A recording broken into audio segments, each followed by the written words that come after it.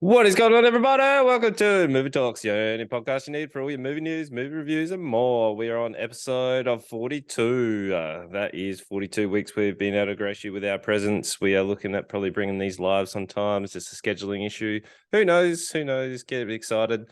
Wilson's got a scary background for all you guys watching. I originally thought they were Spooky. ghosts. We'll get back into that a little bit later. I feel We like will. We will. I feel like Yeah. I'm commentating a race. That's You've come in pretty high energy today. I have, I It's had a have. good day. I've had a real good day. I had a real good Great. stream. So if you were up and about in the stream, you'd know that the stream was really excited last night, Thursdays. I had a good time. We had a live podcast. We It had was. a spooky game, and just all round, we're getting up and about. I'm loving the all in Ryman challenge. I've been keeping it a little bit quiet, but things are Oh, happening. nice. No, I Things think are I think happening. things are happening. I'm loving what's been going on the past couple of weeks. Yeah. Last week it's been.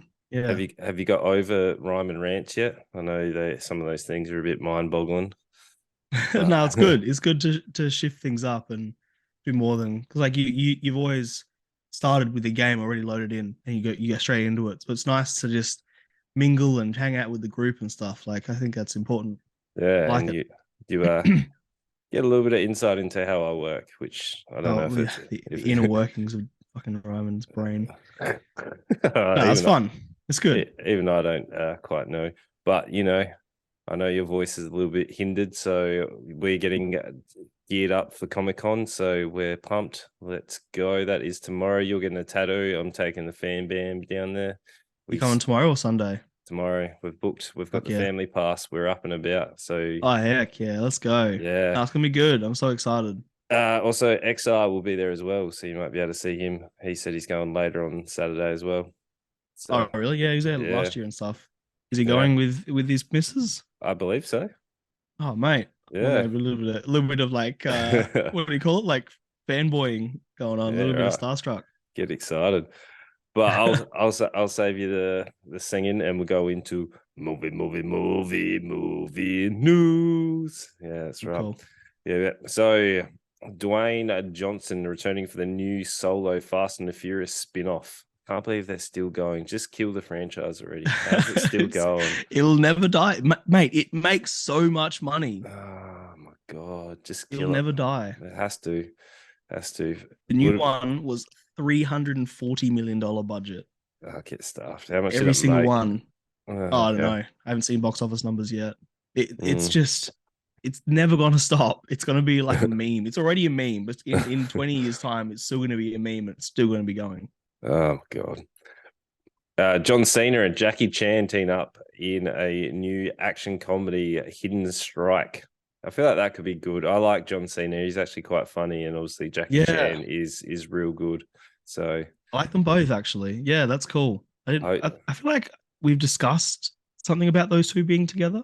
I think it was just an off the cuff kind of comment, but they're they're Yeah, I think one together. of us even said like that'd be great if they did it, and all of a sudden it's happening. I can't Yeah, remember now, but that's yeah, right. fuck yeah, they're two really fun actors. Yeah, I'm a big believer in putting it into the universe, and it brings it. Hmm. So karma, call it what you will, but Thank whatever. you, universe. Yeah. There is a teaser for a live action Miles Morales and also a fourth Tom Holland Spider-Man and a Spider Woman movie. I still don't like Tom Holland as Spider-Man. I think he is just okay in each part, which actually everyone's like, oh my god, he's the best ever Spider-Man. Where I don't care. I still don't like him as Spider-Man. I didn't like him as Yeah, Nathan Drake either. no, that's dumb as shit. I don't know why it's Nathan Yeah. Drake. I always, I think that a lot of my opinion of Spider-Man is tainted by my age. Like I'm always going to like the original Spider-Man. I was a teenager when it came out. It's one of my favorite superhero movies. I didn't hate the first Amazing Spider-Man. The second was a travesty. Yeah. Uh, I don't care about Tom Holland. It's not the right timing for me. But I mean, I have no opinion. I'm not saying that he's the worst Spider-Man. I know that I don't necessarily have an opinion on this. Okay. Okay. I say that Andrew Garfield was the best Spider-Man, like his movement and his jokes. I think he was the best Spider-Man, like the man in the It's too costume. handsome. Yeah, the man in the costume. And I thought Oh, um, sure. Tobey Maguire was the best, even though he Yeah. was too Yeah. old, was the best Peter Parker. And unfortunately, Tom Holland's he's actually of the right age to play Peter Parker. Like he actually fits the timepiece, and he does okay Yeah. as Peter Parker and okay as Spider-Man. Where the other two didn't really have the payoff for the other side. But how much of Andrew Garfield as Spider-Man was actually him in the suit? Like as soon as the suit goes on, it's just stunt doubles, right? I don't know. I feel like some of it was. I don't know. Well, regardless, the best depiction of Spider-Man in his suit was the amazing Spider-Man. Yeah, I can agree with that. Okay. The new Teenage Mutant Ninja Turtles, the what is it, Mutant Mayhem trailer is out now. It looks real good. Yeah, looks fun. Yeah, so check that out. I'm excited for that one. We've got John Definitely. Wick 5 is already in early development. Of course, I know. I don't know how they're gonna. Though? I feel like it's gonna. They need to just make it like, as we've said with Assassin's Creed, like with the game. Yeah, it needs to be a John Wick story, or it just needs to be. I don't know. They need to do something, because if somehow John Wick spoilers, somehow John Wick survived, I'm gonna be annoyed. It's dumb. I know, because it felt definitive. That was sort of one of the things we were saying when we reviewed it. It felt like a definitive ending to the arc of John Wick. I don't know why they need to, but we do. What since something happened at the end, or was there like a post-credit scene that made us think that the blind guy is getting a spin-off? Yeah, it was a blind guy or his daughter. One of them was getting a spin-off. That was the theory. I can't remember. It's been a little while now. Yeah, it has been. I've watched a lot of crap since then. Oh yeah. Yeah, look, whatever. I'm sure we'll watch it and probably review it, but I don't understand why it needs to exist. I don't know. They're like, it was real successful, so whatever. It makes money, right? Yeah, they could have just made it like from the creators of John Wick and just come up with a new story. Yeah, whatever. Last bit of news is Will Ferrell to play legendary NFL coach John Madden. John Madden, really? That is a weird choice. It's not John Madden. He's going to be yelling the whole time. Yeah, it's not what I'm Although it must be in jest. I mean, if Will Ferrell's playing it, it's just going to be a parody, right? I don't know. Yeah, I don't understand. I'm so over Will Ferrell. I did only recently, when I watched the Barbie, the newest Barbie trailer, did I find out he's like the main antagonist in the Barbie film. Oh, really? And I'm less excited to watch it because I'm just fucking over Will Ferrell. Everything he does, he's just an old man yelling at this point. It was funnier when he was a middle-aged man yelling. Yeah, you know, there's a level of maturity to that, but now he's old and annoying, and I'm over it. Yeah, well, yeah, he's going to be John Madden. That's John nuts. Madden. That's funny. But yeah, nice little quick fire movie news. Now we're going into White Men Can't Jump, which is the newest Hulu remake of the, what was it, 19? It was actually 19. Was it 1992 or 1991? I know that one of them made a mistake when they said White Men Can't Jump, and it had the wrong year, so it was either 91 or 92. I always thought it was 92. Yeah, according to IMDb, it's 92. But okay, yeah. I remember that's not reliable. I don't know. I don't know. It was an interest. It was a good. I enjoyed the original, as in it was a timepiece. It was a bit controversial because it definitely brought to light a lot of the racial stuff that was going on. It's a bit. Yeah. I will say now that I haven't seen this since the 90s. My sister had it on VHS growing up. I didn't realize how many like sex scenes and nudity and like bad languages in this movie. I watched this as a kid. I'm like, wow, I probably shouldn't have. Yeah. There's like actual boob in this. I didn't expect it. Well, that timepiece was filtering was a whole different level. Yeah, it's still only M. Yeah. But yeah, I watched them literally back to back, one after the other. I was homesick on Wednesday. I'm like, I'm just gonna do it. So I'm really glad I did, because it gave me a better perspective, but also made me more confused. But I'll get to that in a second. Okay. Anyway. Yeah, I didn't rewatch the original. I don't know. I didn't. set time aside to watch the original. I just went straight into this. So from memory, Wesley Snipes with his basketball moves, he was actually really, really bad at basketball. And Oh, is that right? yeah, so all these shots were, the only time they did it was were all in slow-mo because he was so bad at basketball. And like that No spin shit. move would never work. So it's a little bit of like basketball film knowledge for the original. Okay. So Whereas my understanding is Woody Harrelson Woody isn't Harrelson, bad at basketball. Woody Harrelson's actually quite good at basketball. Yeah, he's no Adam Sandler, but yeah, he obviously did Oh, well. yeah. No, I've heard Adam Sandler's like a fucking baller. Like, Yeah, I think they're actually. I think they're both quite good back in sure, when they went old men. Like Woody Harrelson's old now, of course he is. so He looks old in the 1992 White Man Can't Jump. Like he isn't that old, but he looks yeah. like what's his fucking name? Die Hard guy. Uh, Bruce uh, Willis. He looks like Bruce Willis now when in 1992. yeah. Anyway, So this remake is essentially a remake of the 1992 film about a pair of basketball hustlers who team up to earn some extra cash. So it is a remake, but they are bringing it into modern time, which is really, really confusing because they're running. Yep. Sometimes you think that it's a timepiece, like you think it's in the 90s, but it doesn't feel like it's in the 90s because then they start bringing like references to BMO, like the Cash App Yep. things. They bring Yep. Ed Sheeran, like it's a whole. And they use modern language like no cap and things like that. Yep. Yeah, it's so weird with like how they've sort of tried to mesh this up for, I don't know, a newer audience where they've run with the original Yep. 90s feeling, but are trying to Yep. bring it into modern day, and it feels really, really forced. It does. They a mistake I think that they made multiple times is pointing out that there's like a point where the white boy dunks and he's like, you're like acting like everyone's like, whoa, but he's like, you're acting like white men can't jump. Like white men can't dunk, whatever he says. Yeah. Like you can't point out the fact that we now passed that racial segregation in basketball. Uh, they they point out a couple times where I forget the two characters' names, but the main two characters, white guy, black guy, they're like, Kamal don't bring and up race. Jeremy. Oh, sure. I can just check IMDb, my bad. And they're like, we're gonna talk about race, whatever.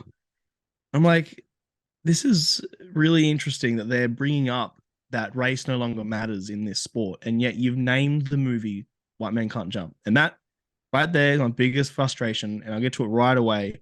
There is no reason at all that this needed to be called White Men Can't Jump. It is in no way, besides them hustling, which is barely part of the story. Like in the original, it's a big part of the story. Woody Harrelson is trying to pay off a debt from like mafia guys, more or less, and he has to hustle, and they end up getting themselves in trouble and whatever. This had none of that. They just went to a tournament, they won the tournament, whoop de doo. It was like the classic Hallmark ending. Well, Spoilers, but who cares? like their reasoning was just because both of them were struggling to make ends meet. Like Kamal missed out on going to the NBA because he ended up getting arrested because he couldn't control his anger, and that was like a whole big, I guess, redeeming arc, which was a weird choice for him to sort of go down. They had Jeremy, who was like, I don't know how they. He's injured. He was injured. Like they kept making reference to his ACLs. Like if you've blown an ACL, you ain't doing anything. Oh, the cracking sound when he landed, like that's not what knees do. I'm sorry. And in 1992, were they talking about stem cells? Like, well, this isn't 1992. This is modern day. We know that. I know, but even now, but like their style and stuff was very 90s. Yeah, and they all still wear. But he's like selling tonics and 30-day cleansers, and they're trying to. He's apparently a well-known basketball coach influencer, but doesn't make any money really from it. As well. Like, yeah, right. Because someone follows him, only follows the good ones or something or other. There was some reference to that. I couldn't work out where that reference came from. but this was Lance Riddick's last film, I believe. Yeah. This was his like homage, because unfortunately he has passed away. And he played another character who died, which is same as when I watched John Wick 4. Like the last two movies he was in, he played characters who died, and then he died. And it's like, wow. Yeah, it's unfortunate. Blake Griffin, the basketballer, makes a random cameo right at the end. I didn't even realize. Oh, that's right. He's like, He's I'm only here for community service. Yeah, yeah. yeah. No shit. But even the chemistry in the original was what sort of Yeah. made the film. Yeah. So Wesley Snipes and Woody Harrelson had an amazing connection, and it felt like they were just the banter and the camaraderie was what made it. Like I was cheering for the two. Where these guys, I didn't really see the connection of why they would be together, why they'd be friends. There wasn't like that buddy system of like learning where each other run, or like bonding through like any sort of really stressful situations. Because like Woody Harrelson and there was none.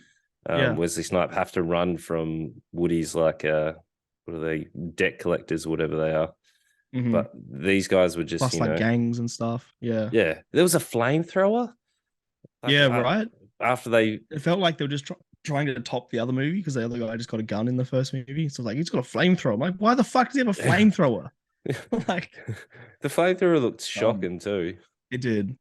The first movie as well. Like the relationship between the two main characters was never really like friendly. They argued all the way to the end, and the relationship between Woody Harrelson and his girlfriend ends because he chooses basketball. And I like that ending of the original, because it's like he had to make ultimately had to make a decision between the world of basketball, which he loves, or his girlfriend, who he loves. And he chooses basketball. And there's like this line about being a cruel mistress, something like that, you know? Whereas this just had the ultimately cliched ending. They got the girls, they both ended up with their respective partners. They ended up winning the 500 grand tournament at the end. They end up staying friends. They end up becoming professionals and working in their careers and getting their dream jobs. It's not, why is this White Man Can't Jump? This could have just been any other name, and I wouldn't be as annoyed at it. I didn't hate it, but it shouldn't have been White Man Can't Jump. No, that's his biggest problem. Is it because if they just took, say, the basketball hustle, they called it something different and made it a standalone film and was like inspired by White Man Can't Jump, this would have been a much better film. But because they tried to stay to that same formula, which they couldn't pull off, which is unfortunate, because Jeremy, like Jack Harlow, I thought he definitely had some very funny lines. Like when he was trash talking on the courts, like quite funny at times. Like he could have hammed that up, but what's his name? Kamal didn't have the same. No. Like, I don't know. I gotta go right now, otherwise it's gonna drive without my food. You're good. Let me say one last thing and you can wrap it up. I wish that Jeremy was played by Lil Dicky, and I would have enjoyed this a lot more. But yeah, quick review. It's a 2. It's not great. It still had an interesting enough story. Some of the characters were pretty fun. But I wish it wasn't White Man Can't Jump, and it was only okay. Yeah. So for me, the main issue was that it was called White Man Can't Jump. It needs to be a standalone film. Jeremy was the standout of the film. He was actually fun, where Kamal didn't live up to the same hype that Wesley Snipes was able to bring in the original, and they just didn't have that chemistry. So it felt forced at times. They had moments where it could have been really fun, and it was fun when they were trash talking on the court, but they just didn't keep that up. It did have the hallmark ending, which is annoying. And yeah, unfortunately, I can't recommend it. I would say watch the original over this. And yeah, it's like a 2.5, because there were some moments which is disappointing, because the remake could have been really cool, but make it a standalone film. All right, Polite Society, we're on to it. It's at the movies currently, so you can see it in your local movies. But it is rated PG-13 and a runtime of 1 hour and 44 minutes. So Thanks for that. yeah, that's all right. I was trying to work out how to say the name, so that's why I was stalling. So Ria Khan. Do you mean to yeah. do it? Ria Khan believes she must have. Oh my god, I even got it right. Ria Khan believes she must save her older sister Lena from her impending marriage. After enlisting her friend's help, she attempts to pull off the most ambitious of all wedding heists in the name of independence and sisterhood. Yep. I gotta say, that undersells this movie. That Mhm. sounds really kind of dumb, but I think movie's a bit more than that. Yeah. So this, I feel like it will be a cult classic for people that really liked it. So people are going to get around it. I feel like it's not quite that level of like one of your favorite Scott Pilgrim esque kind of cult classic-y movies, but I think it's It did definitely, remind me of it at moments, though. yeah, that's why Yeah, I mentioned it, because I feel like the first half of this film I had a really good time. Second half, I didn't. So I was the complete opposite. right, I wrote all my notes in the first half is like I cannot side with with this girl. She is super annoying. This is a fucking teen bop drama. Why is she being a selfish little jealous bitch? But then the second half went somewhere finally, and it changed my expectations. So how right, funny. yeah, right. Because so Khan is, I'm assuming it's high schooler. Are they? They're in Yeah, the. Are they in the UK? I feel like they're in it's the set in the UK, UK. but they are a Pakistani family. It's all about like a lot of the cultural stuff is Pakistan, and in Pakistan they are Muslim and they speak Ritu, I think. So I looked some stuff up because I'm like, I thought they were Indian at first, which is pretty racist of me, but that's sort of my knowledge of the way they dress and the way they look. I was like, okay, maybe, pardon me, Indian, but then they were talking about Allah and saying like praise Allah and stuff, and I was like, okay, that's Muslim. So where do they fit? Supposedly Pakistan is a blend of both worlds. So I learned some stuff. Okay, that's interesting. So Khan wants, it doesn't quite fit into the, I guess, expectations of what the parents have on her. She also doesn't quite fit into her schooling, I guess, environment either. She wants to be a stunt woman. Oh So yeah, she idolizes whoever, I can't even remember who the stunt woman was, but yeah, I can't remember either. I don't think it's that important. So she, Eunice. yeah, I don't know. She idolizes this stunt woman and wants to be a stunt woman. There is, her sister has returned from art school. So her family, I think, kind of grudgingly accepted that she was going to go to art school, and then she's come back. There's the whole arrange.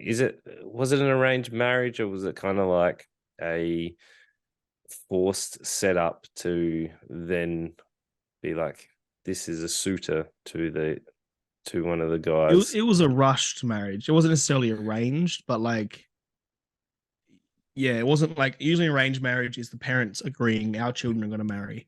But Yeah. whereas this was still like they still met and fell in love. And it was just like really quick. It was in a few months they had met and got engaged. Yeah, I feel like it was kind of, it was definitely set up by the parents. So Khan Yeah, so and, we learned. Yes. yeah, Khan and, I can't remember the sister, Leah's Ria. mother, Ria.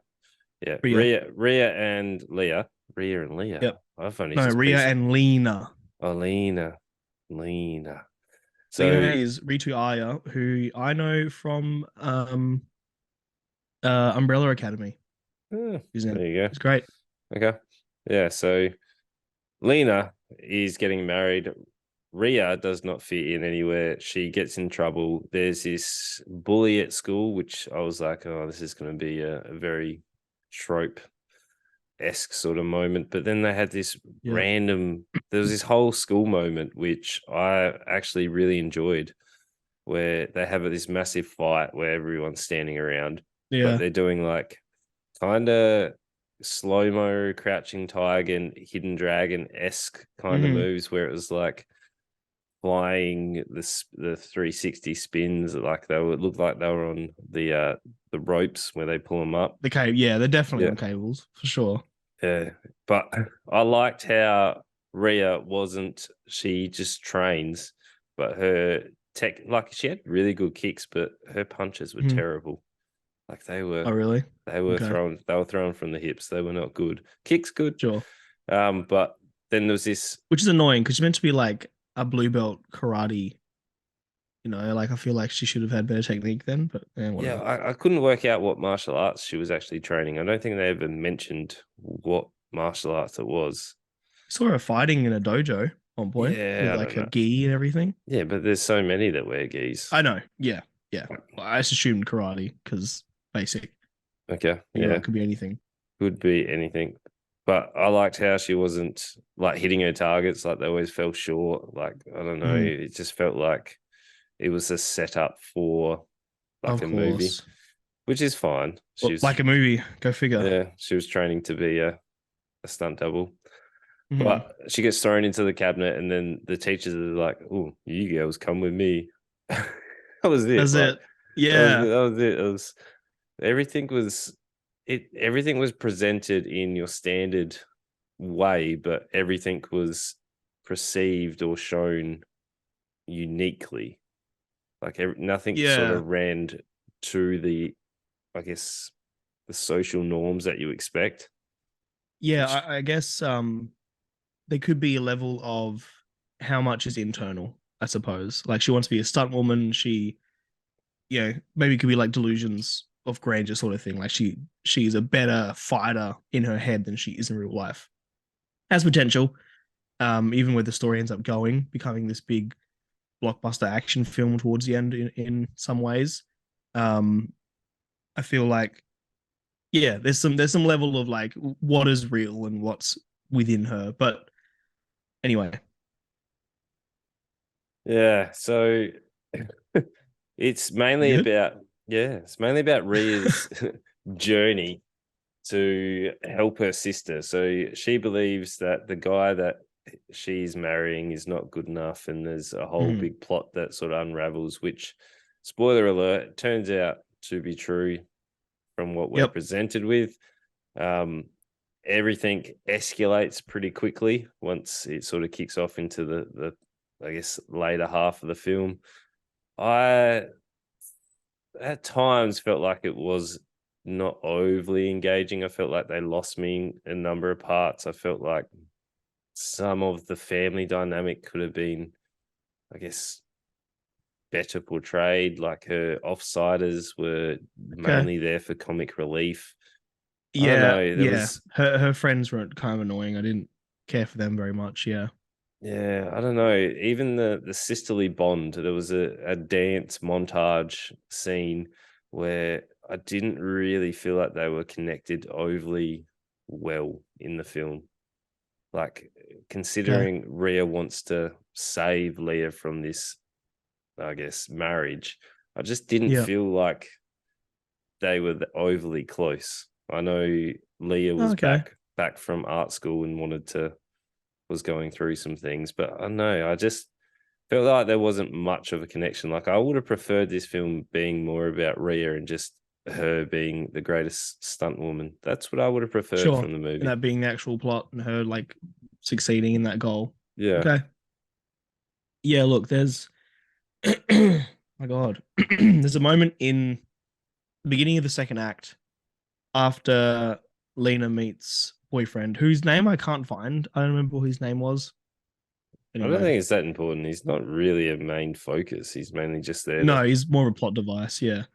But anyway, so Lena is off with his new boyfriend, and Rhea is starting to lose her sister. And there's a bit of like, oh, I'm being left at home. I'm losing my friends. I'm the outcast. And there's this whole montage of her and her friends trying to more or less sabotage their relationship. Or like at first they'll try and get the goss on him. So there's this whole scene where they go to the gym and they get his laptop out of his locker and they have to try and download the information, the fucking classic bullshit. And we need half an hour, not 5 minutes. There's this whole infiltration scene that happens. That point of the movie, I'm like, this is fucking dumb. I want this to be over. Because I didn't give a shit. I didn't care about this jealous girl. But I'm really glad the story did actually introduce a nefarious plot. They were trying to, and spoilers if you give a shit. I'm gonna say right now, if you do care, go watch it. It's pretty good. I am gonna give it like at least a recommendation. But I'm going to spoiler territory now. 3, 2, 1, spoilers. The plot ends up going that he and his mum are trying to clone his mum, and they're trying to find the perfect host, the perfect womb, more or less. So when they come into this party, this gathering, they scan all the women that come in, and they find out all the women's blood flow and whatever else inside their womb, and it turns out Lena is the perfect host. So that's why they try and marry her, and then whisk her off to Singapore to impregnate her with this clone. Pardon me. It is at least it went somewhere, because up until that, it was just a story about a jealous sister who was trying to break up her sister's wedding. And I'm like, just stop. Just stop. They're obviously in love. Let them be happy. Everything's fine. Whether or not the climax was good is sort of up for debate. We'll get to that later. But my point is, there's a moment where I was really over it and I wanted to be finished, when it felt like a high school drama, but at least it went somewhere. And to me, the second half sort of redeemed a little bit. The last act, but we'll get there. We'll get there. Yeah, I don't know. It's a complicated film to piece together in my head. Like it had, I know it's meant to be an action comedy, but I felt like it had more to it than it was just your standard action comedy, where I don't even think it would really branch much into the actual action genre. Like, yes, there was some fights. There was some fight scenes and stuff. I wouldn't call it an action film.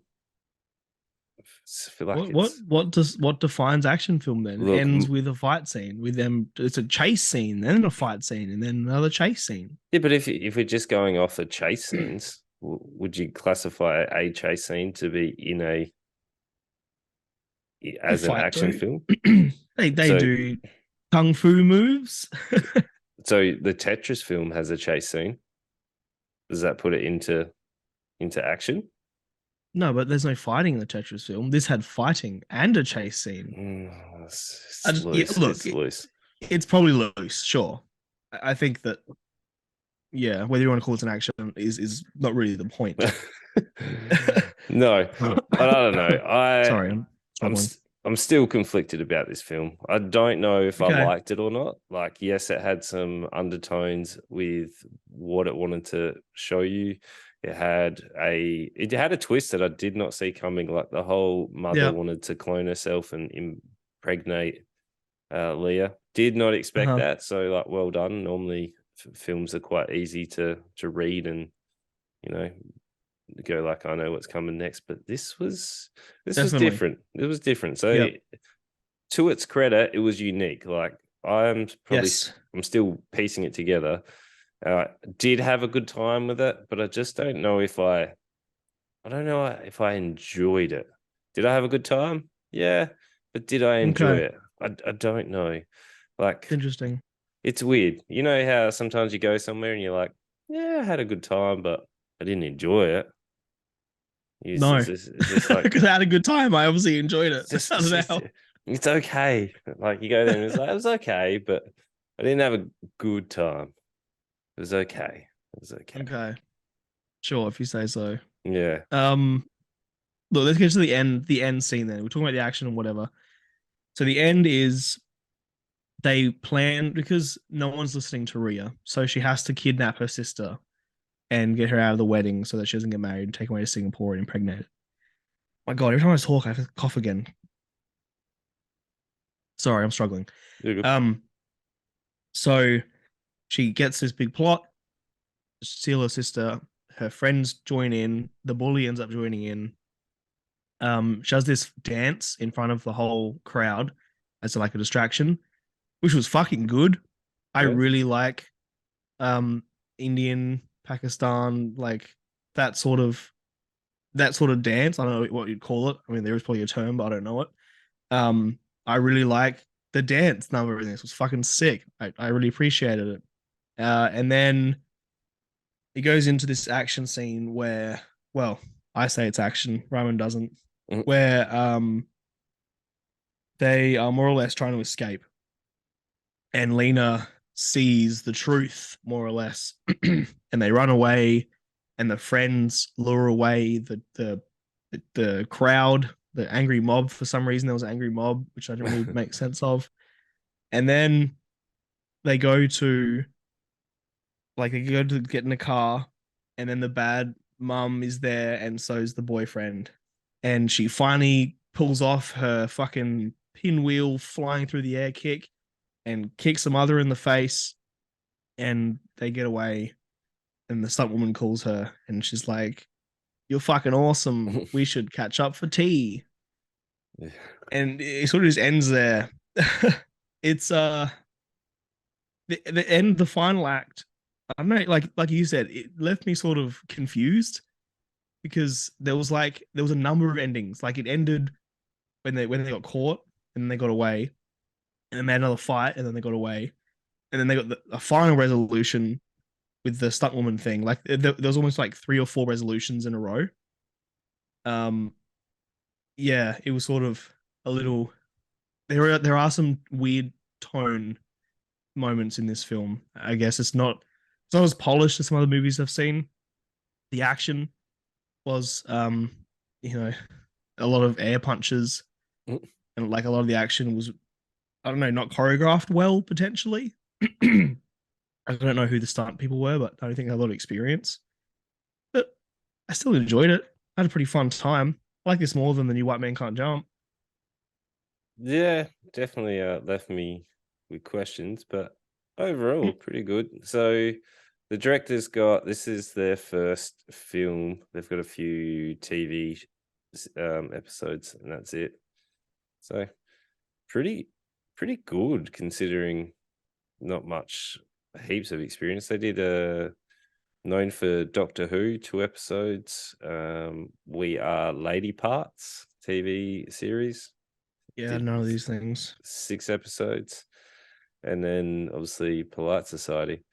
So Yeah, yeah, I'm interested to see what their next product or next film will be, because yeah, it was shot well. It was very interesting. Color contrast was good. There was slow mos, like yeah. visually pretty good. Dance number was great, but again, I'm gonna give it a 3. I reckon it's definitely worth a watch. I'm just still confused if it was okay or if I enjoyed it. I'm, Okay. I'm You confused. I'm confused had a by this good film. time, but you're not sure if you enjoyed it. No, like I don't know if I had a good time. Like Okay, it was you're okay, confused. but I don't know. I don't know if I enjoyed it. But it's definitely worth a watch. Yeah, I think I frequently say I want new shit, and this felt really new. Like the first 40 minutes didn't. I was bored. Nothing was happening with the story. It's something I've seen before, and I could not side with the main character. But then it went somewhere. It tried going too far into this over the top nefarious plot. But it was a fun ride, and I would watch more of Nida Manzoor was the director writer. Hmm. I would watch more of her stuff. Like this was very interesting and new and fresh and fun. Okay. I had a pretty good time. Yeah. I'd recommend Nice. it. I'm gonna give it 3.5. Nice. Nice. Yeah. Well, if we're gonna go into things that have been done before, let's go into Tina and Tina. Ooh, I'm not sure about that actually. I am. I I'm am. gonna debate that. Okay. Okay. Let's get into it then.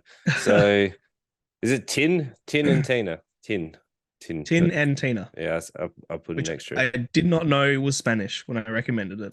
No. So, After a tragic abort, Lola and her husband, how does he say his name? Adolfo. Adolfo. I was going to say Fraudo. Adolfo, like Adolf. Yep. Oh, Adolfo. Adolfo adopt Tin and Tina, two lovely brothers and sisters with an ultra Catholic education that makes them interpret Holy Bible. What is that? Verbatim, which is Verbatim. like word for word, literally. Okay, right. It's not a sentence. Not a word I use in a sentence often. I use it pretty often because when I'm at school and I'm doing relief lessons, I'm like, this is what your teacher said verbatim. And I go through what they wrote verbatim. You're one of those guys. One of those Yeah, I'm guys. gonna show off how smart I am by saying big words. Yeah, that's right. Let's talk about lifting. Those guys. So I can talk about big words. Watch me flex. Yeah. But this is about the couple. Unfortunately, they're unable to have a baby because complications. It's never really brought up exactly No, why. it's not. Then because they can't, they go to Adolfo. He wants Adolfo. to, yeah, he is like, oh, there's what do they call it? It's like a church that adopts kids or looks after kids for whatever reason. They call it a convent, they call it. It's a convent. I couldn't remember what it was.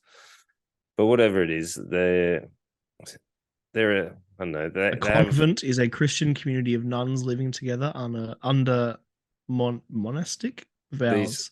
They're Catholic. Yeah. Christian's Catholic. I tried explaining this to you once before. Christian is the umbrella term for all the different kinds of Christianity, and Catholicism is one type of Christianity. This is okay. All right.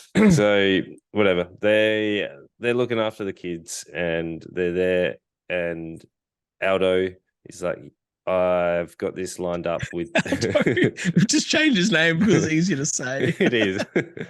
Yeah. Fine. Aldo. Yeah. From now on, Adolfo is Aldo. Yeah. Aldo Rain.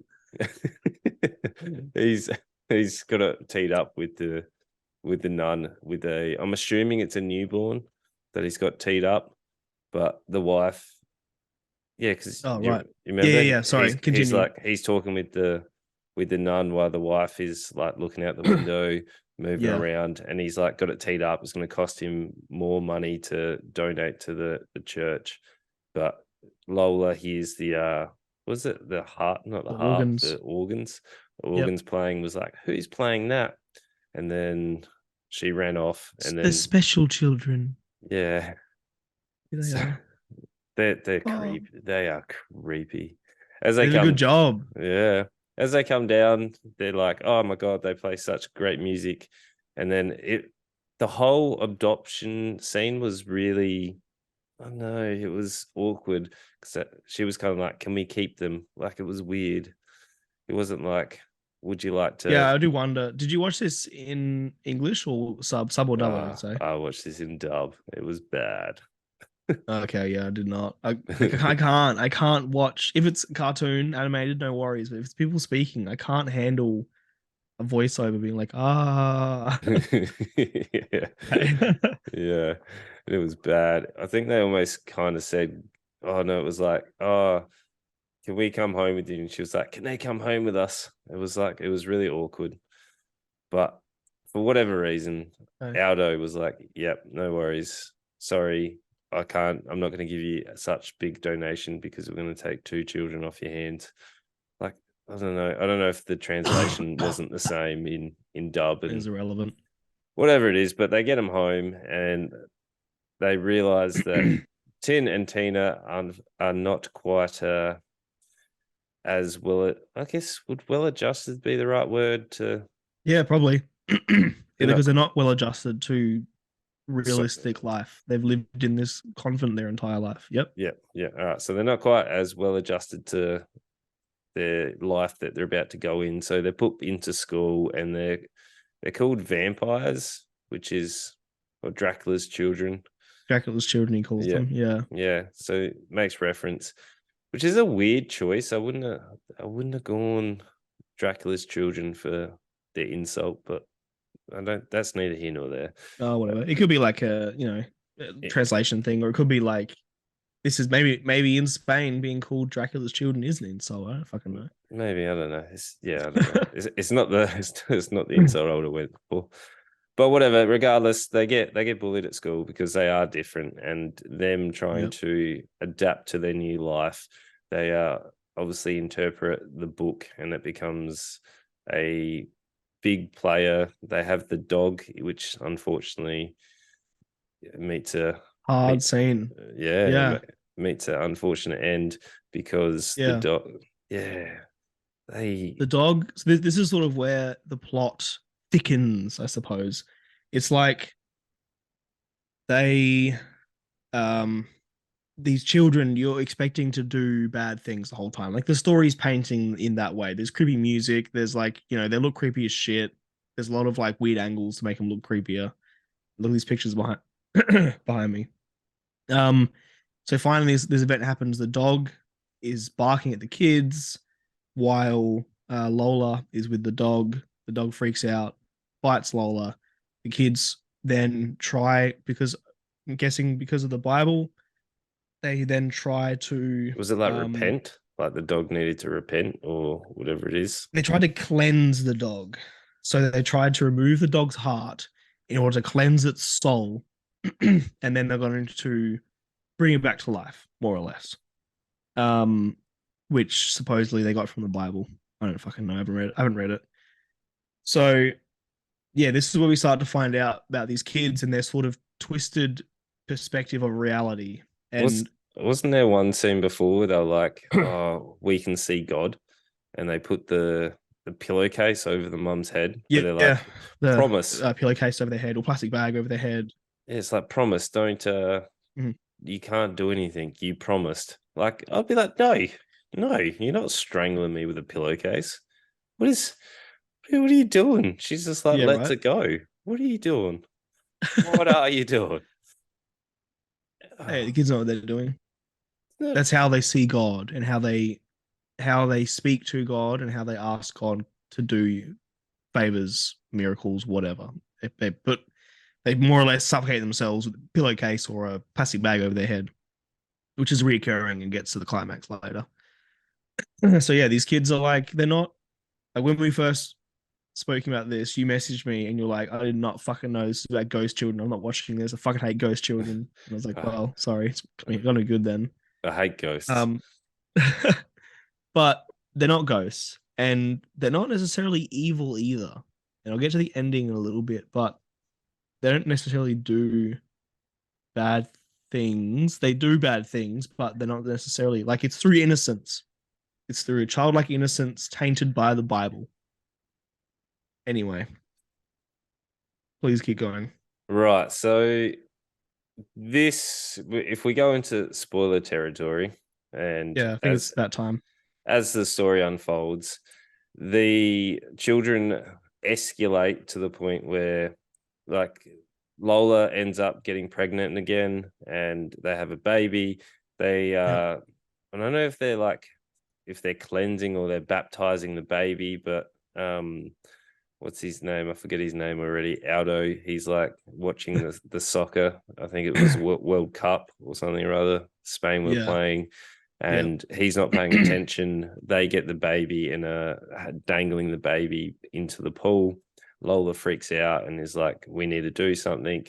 And then the children escalate. They were like repenting or something for their bad acts by tying forks or knives or whatever it is to their knees and crawling up the That was stairs. after the dog. That was after That the was dog. after the dog, yeah. Yeah, But because there's after they start drowning the baby, because they hold the baby under. It's a really tense scene because they're holding this baby under the water for fucking ages.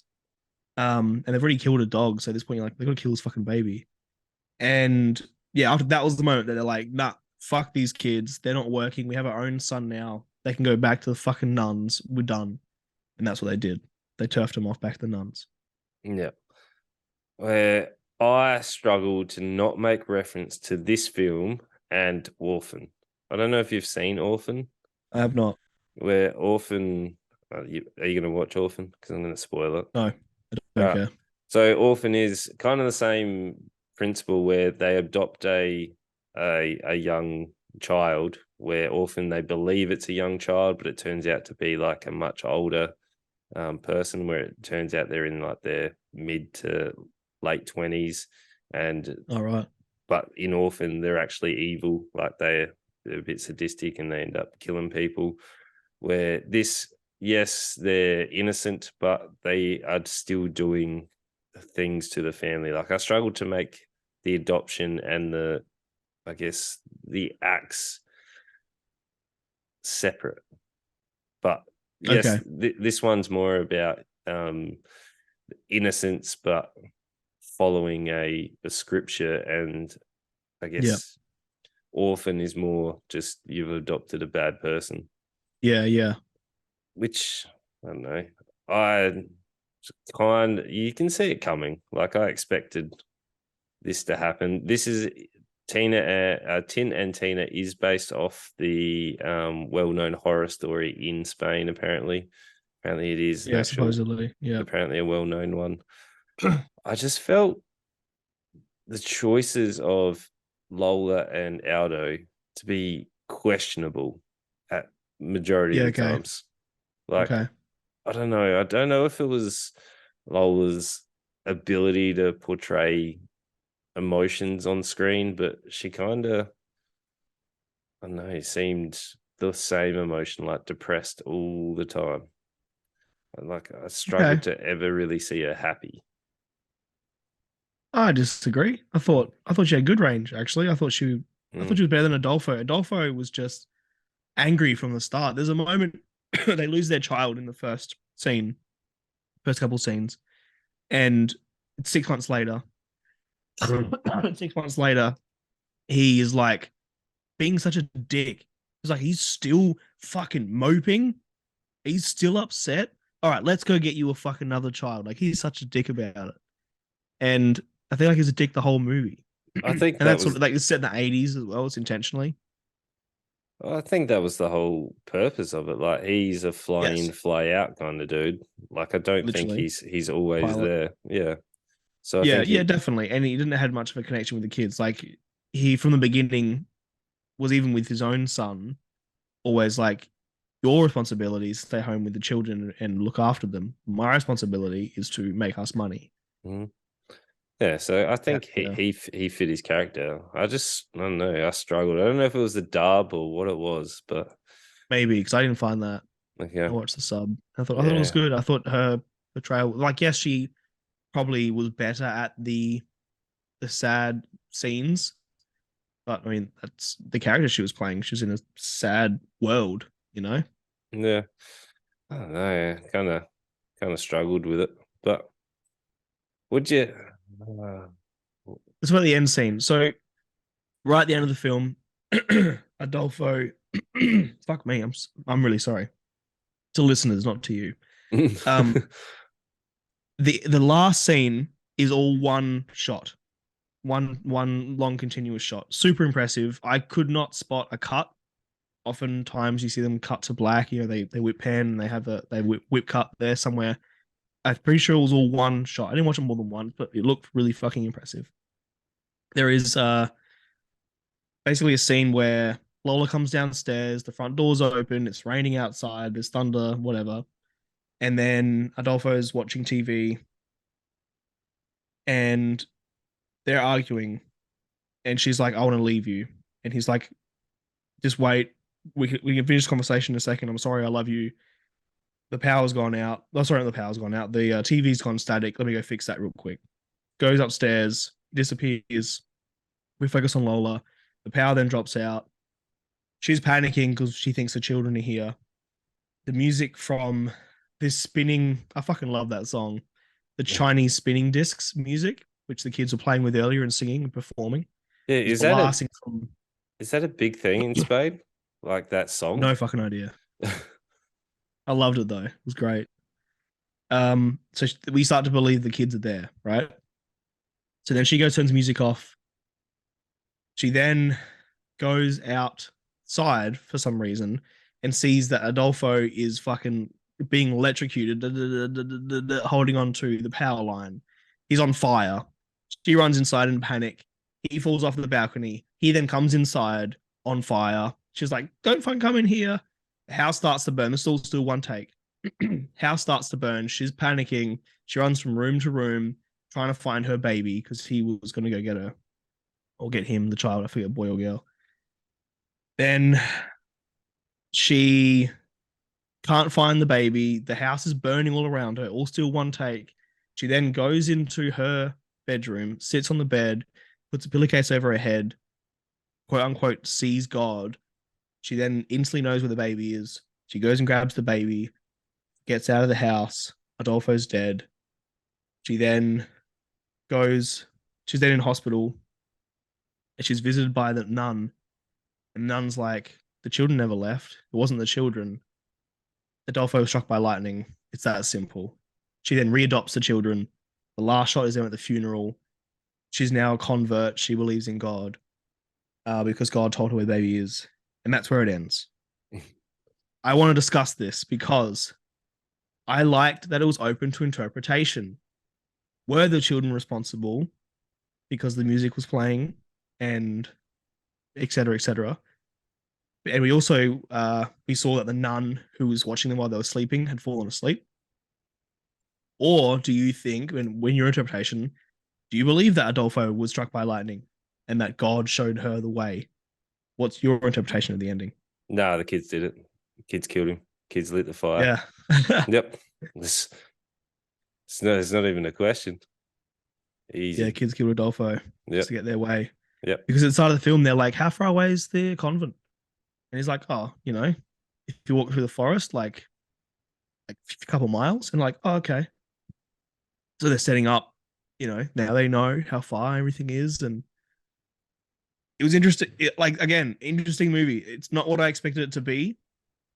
I like that it's sort of talking about the Bible and its dangers, the perils of the Bible, as it were. And it wasn't really a happy ending. Like, he died. The fucking evil children have converted the mother to become Catholic like they are, even though the whole film she's been like super anti-religion. I like movies that don't just give us a soppy bullshit happy ending. That's what this was. It was cool. Yeah. Thank you for letting me rant. That's That right. was a long time. I was about the fucking ending for ages. It was good. Yeah. The ending was good. The rest of the film, yeah, it was okay. Yeah. I don't know. I don't know. I figured the children were going to kill everyone. I don't know. I didn't really feel attached to Aldo or Lola. There were definitely scenes that were hard to watch when they killed the dog and they did like the baby and stuff. Like, yes, it made me squirm, but I didn't enjoy it. So for me, it's like a 2. I wouldn't even recommend it. Sure. I didn't mention one thing I haven't mentioned really yet is some of the cinematography and transitions were spectacular, but I haven't had time to go into detail. It's a 3.5, probably even a 4 for me. I liked it probably more than Polite Society because it had more to say. I just felt like, in all, this was quite interesting. Yes, there were some moments in the middle where I was kind of ready for it to wrap up and move on.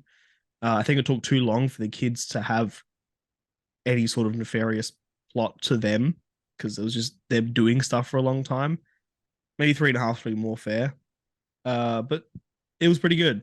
I was pleasantly surprised. It started really poor and I wasn't excited to watch more. But again, maybe the last half was great for me. And I thought the ending was interesting and different and fun. Yeah, I think the kids did a really good job being creepy. Yeah. Like they looked creepy. Definitely. Yeah. Were they, what was did they ever explain why they had like bright blonde hair?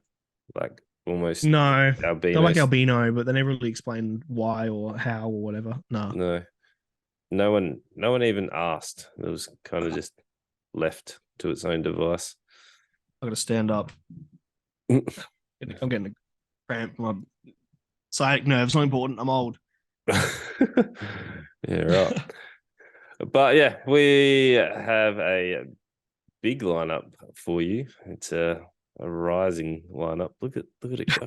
Look at it go, everyone that's watching. Look at it go. The standing desk. But we have Arnold's brand new documentary about all his 3 lives. I'm excited to see it. Lawson loves it. We have the brand new Spider-Man. So I'm keen for it. You haven't seen the newest Spider-Man? Well, but I will. Yep. So you're going to watch both of them. And then also the brand new Little Mermaid with a very, very big opening box office weekend. I think it was 168 million or something or other. Like massive. Can't remember. I did say it.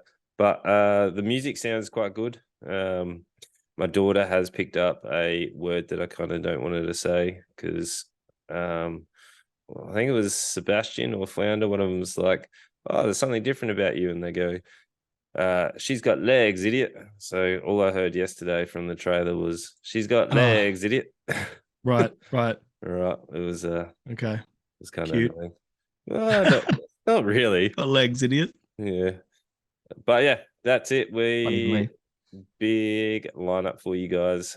We hope to see you soon. We do ask that you tell your friends, get around it. You can see your friends. See me live on YouTube on Monday nights. You can see us live on Tuesday and Thursday on Twitch as well. So we'll see you guys later. Bye. Yeah, love yous.